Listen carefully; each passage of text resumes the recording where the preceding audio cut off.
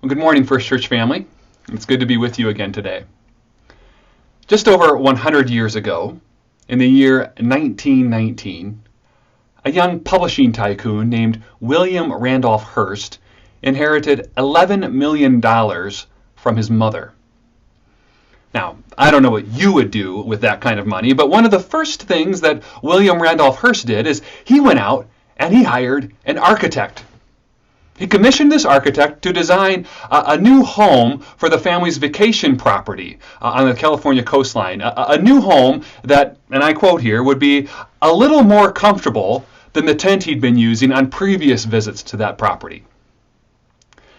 Well, clearly, William Randolph Hearst's definition of comfortable is a little bit different than mine, because what eventually resulted from this little building project was a 72,000 square foot castle that was perched on over 50 miles of privately owned California coastline, and that took over 30 years to complete. This castle eventually boasted 42 bedrooms, 61 bathrooms, 19 sitting rooms, several indoor and outdoor swimming pools, tennis courts, a movie theater, an aviation field, and what was at the time the world's largest privately owned zoo. When it came time to decorate the castle, Hearst didn't hold anything back there either. He had several ancient hand-carved ceilings shipped in from Spain. He imported these massive stone fireplaces from Italy. He bought 3,500-year-old statues from Egypt, and also filled his home with countless pieces of expensive European art. I'm told the Hearst Castle, as it's now called, is still quite a sight to behold. In fact, if you want to see it for yourself, if you happen to be visiting California this summer or maybe next summer, you can still plunk down $36 and go around the castle and gawk to your heart's content. But the reason I'm bringing this up is because I think that when many of us hear Jesus' words in John 14, when we hear Jesus talk about the Father's house and the room, or as the old translations put it, the mansions he's going to prepare for us there, well, I think many of us picture something like the Hearst Castle. Or, if we don't picture something quite so grand and big and even ostentatious, well, then we maybe picture something that's at least worthy of a little attention in the real estate section of Sunday's Denver Post. I mean, maybe on this weekend when some of us are missing people we have loved and lost, mothers and grandmothers, wives and friends. Maybe we like to picture these people who have passed away lounging by the pool or sitting with their feet up in the library of this mansion over the hilltop that Jesus has gone ahead to provide. If that's what you picture today, well, I don't necessarily want to take that away from you. And yet, I also want to observe with you that maybe that's not exactly the picture that Jesus had in mind when he first spoke these words that we just read in John 14. But to see what Jesus did have in mind when he spoke these words, well, we need to do a little work, because you need to know a little bit about the world of the first century when Jesus lived. And specifically, you need to know about some of the customs of that world around marriage and engagement. I suspect that every culture, every time, has some kind of tradition around marriage and engagement. Of course, in our culture, that tradition usually involves, at minimum, a diamond ring, someone getting down on one knee, and then lots and lots of photographic evidence posted around social media afterwards.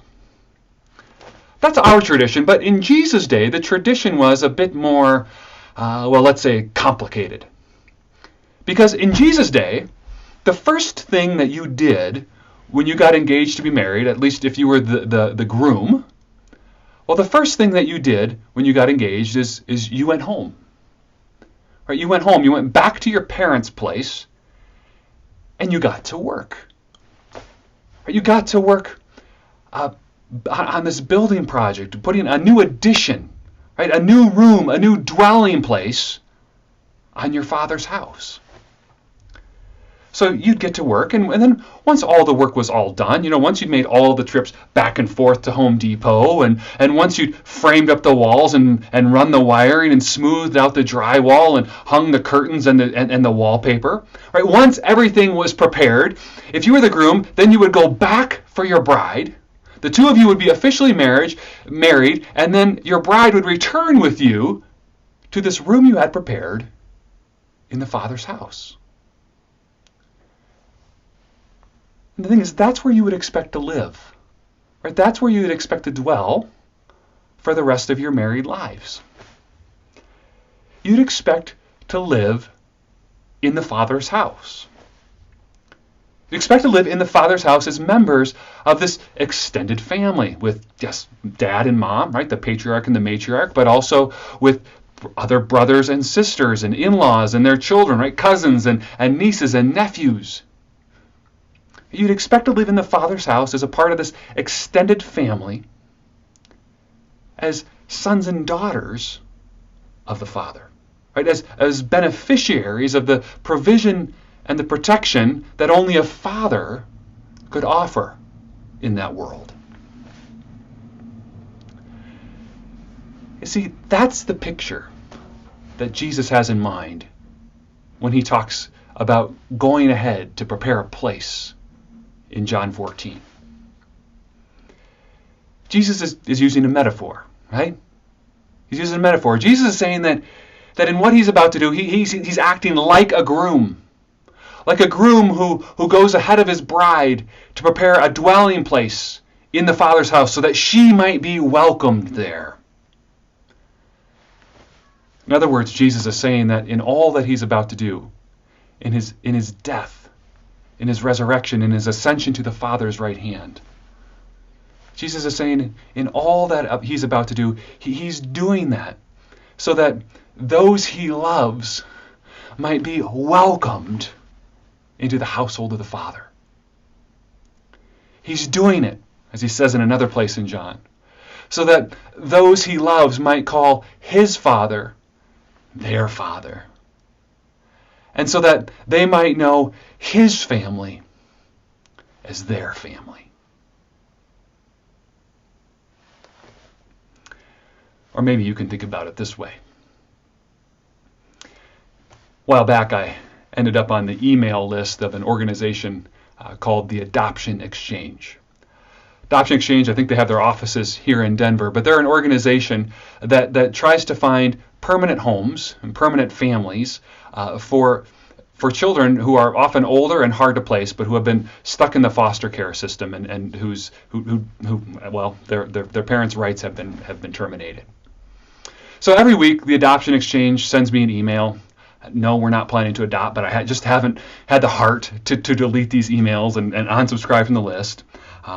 So this week they sent me another one, and it was one of those real kind of heart-rending ones for me.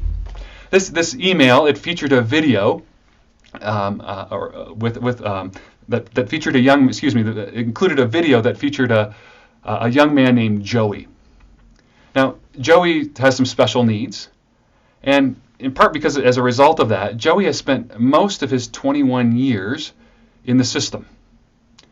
And Joey has longed for most of his 21 years for an adoptive family. Well, this week, a woman named Alexis, who had mentored Joey as a high school student, Alexis stepped up and said that she was willing to step into that role. She said that she was willing to become Joey's permanent guardian. And then the courts made it official this week over Zoom. So now, Alexis has said that she's going to step into the role of being Joey's parent, and for the rest of his life, she is going to be there for him. As you can imagine, Joey is thrilled. At the end of this video, there's a shot of Joey standing in front of his apartment, and Joey is just beaming as he stands there. He's got this massive smile spread across his face, and as Joey looks into the camera, Joey says, "I finally got my permanent person. I finally got my permanent family. You see, friends, this is what Jesus has won for us through his death and resurrection and ascension. Jesus has gone ahead of us. He's gone ahead of us. He's lived, he's died, he's rose again, not simply so that he might win for us, a little more square footage or an extra walk-in closet in his great house in the sky where we'll go after we die. No, Jesus has gone ahead of us. He's lived, he's died, he rose again, and ascended to the Father's right hand. He's done all of this so that we might be welcomed into the household of the Father, and so that we indeed might have in the Father a new, perfect, and permanent parent. Jesus has provided for us a new relationship with our Father and his Father. But he's not only given us a new relationship with the Father, Jesus has also provided for us this extended family. And an extended family that we call the church. And personally, I've got a bias here, but I think those things are good news all the time. But I think that bit of that's especially good news in this time. Now, I know that this time, this season that we've been stuck in for the last few months, it's been hard on a lot of us for a lot of different reasons. Some of us miss our friends at school, or we just wish we could have the opportunity to walk across stage at graduation. Others of us just long to hug our grandchildren. Or maybe we're just worn out. We are so done with trying to teach our second graders math. Or perhaps we've got concerns about the economy, about our job, about our finances. Or maybe we're just sick and tired of Zoom and sick and tired of being worried about being sick. Right, but this has been a difficult time, and what's maybe made it even more difficult is on top of all of that, so many of us feel isolated and alone. But friends, the good news I want you to hear today is that even though you might be isolated, you're not alone. You're not alone. And if you're going through a hard time right now, well, you don't have to do it on your own. You don't have to depend solely on your own resources or on your own strength. You don't have to fend for yourselves to get by. You don't have to do it all on your own because you're not alone. You're not alone because, first of all, you've got a Father who loves you and cares for you. He's promised to provide for you and to protect you. But in addition, you've also got a family. Because of Jesus, you are part of this extended family of God that is the church. Now, I know it can be hard for us to feel like a family in this time when we can't gather together and have our family events, right? When we can't gather together and even just worship in the same room on a Sunday morning. I know it's hard. But at the same time, as I look back at the last 2 months, I've been so encouraged by the many, I think, Spirit-led creative ways that so many of you are finding to continue to try to be family for each other, right? Even at a distance. I think of people who have sent cards and text messages and made phone calls and been willing to sit in on Grow Group Zoom meetings, even though they are zoomed out from their work during the week. I think, too, of people who have gone on grocery runs or delivered meals, maybe just left them on people's front porches, and perhaps even then stood back and had a conversation. One of those conversations that where you're on the front yard and they're on the front steps, or maybe a conversation through the slightly cracked open door. I think also of those who have both given to and who have been willing to receive from the benevolence fund, because both of those things are important. And I also think about the 2 men who showed up at my own doorstep a couple of weeks ago on a Wednesday night. Like I said, it was a Wednesday night. Our family had just finished eating supper, and the doorbell rang. We went to open it, and we were both surprised and delighted to see standing there Colton and Alan, my fourth grade son's cadet counselors. Colton and Alan were standing there on our doorstep. They took a step back, of course, as soon as we opened the door, but they were standing there and they're holding this little bag. And they explained to my fourth grader, to Isaiah, that, it was Wednesday night and they were a little sad that they couldn't be with Isaiah at family night, working on one of their projects with the cadets. So they just wanted Isaiah to know that they were thinking of him. So they brought by this little care package. I don't know what it had in it. I think it had a couple candy bars, maybe a can of Dr. Pepper, little card. They just brought the package. They said they chatted for a few minutes, and then they roared away on their motorcycles. It's just a little thing. But it was clear in the face of my son when they left that this little thing had made a difference. And it's just that willingness to make this gesture, to swing by and drop off a care package. These two men had reminded my son, and really they reminded my whole family, that even if we're isolated, we're not alone. We're not alone because, yes, we have a Father in heaven who loves us and cares for us. But we've also got his family here on earth. We have a family. Friends, we have a family, and so do you. I want to invite you to give God thanks for that this morning, and also maybe to take a little time in prayer and ask God what it might mean for you to live and to be a part of that family this week. Because friends, we are family. And brothers and sisters, I am so thankful that you are a part of my family, that I can indeed call you my brothers and sisters. I pray that you will experience and know God, your Father's richest blessing this week. Grace and peace to you.